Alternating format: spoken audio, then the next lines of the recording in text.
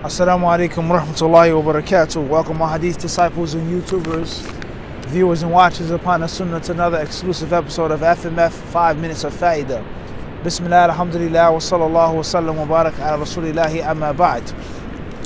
It states in the Hadith Disciple Training Manual, Decrees of the Dojo. Follow the villagers when you are new in the village.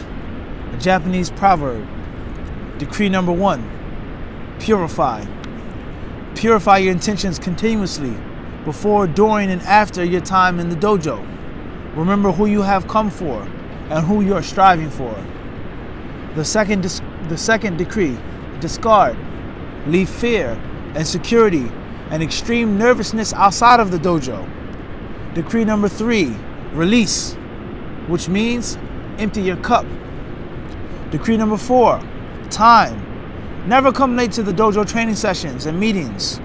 If you come late, you must ask permission to join the fellow students. Decree number 5, to preserve. Always respect yourself, all fellow students, and most importantly, your sensei or any other appointed instructor, and show them the utmost courtesy. Decree 6, to uphold. Always address your instructor by his or her proper title: sensei, senpai, teacher, sheikh, etc. Decree 7 is to own. Never make excuses for missed assignments. Decree number 8 is to entrust. Senior disciples must set an example for the junior disciples. You must lead junior students by example. Decree 9 is to receive. Junior disciples must look to seniors for guidance and treat them with respect. The 10th and final decree is restraint. Talking back to the instructor or senior in a condescending manner is strictly forbidden. Whether you think that you are right or wrong, the only acceptable answer is na'am.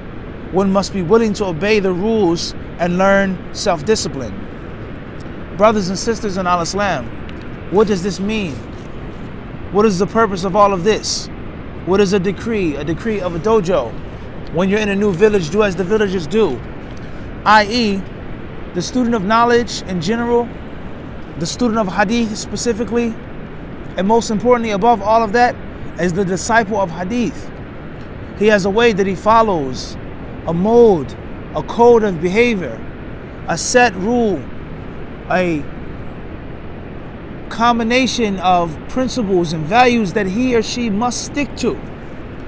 And not just for the purpose of learning, not just for the purpose of benefiting, not just for the purpose of being successful, but most importantly is that these etiquettes are laid down by the Quran and in the Sunnah. Respecting your elder, coming on time, keeping your appointment, being modest and humble, keeping your humility, and the Muslim always being willing to learn and not being stuck to the past and clinging and clutching to what a person thinks is right. This was the major problem that Quraysh had with Muhammad, is that they weren't willing to empty their cups. They weren't willing to listen. They weren't willing to reevaluate and to use their minds to reflect and to ponder and to accept the truth that Muhammad had brought them. So the student of knowledge, as the people of knowledge have clearly explained, he needs etiquette more than knowledge. Etiquette before knowledge. And as many of them said, bil-adabi tafhamul ilm.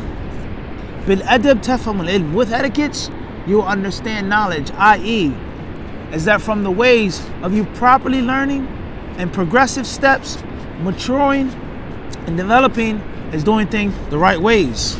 And what could be more right than your class, than your training session, that which we call the dojo, in which there is a sensei, there is an instructor, there's a teacher, there's an ustad, there's a sheikh that's sitting with his or her students, educating them and sharing with them some of what Allah Azza wa Jalla has taught him.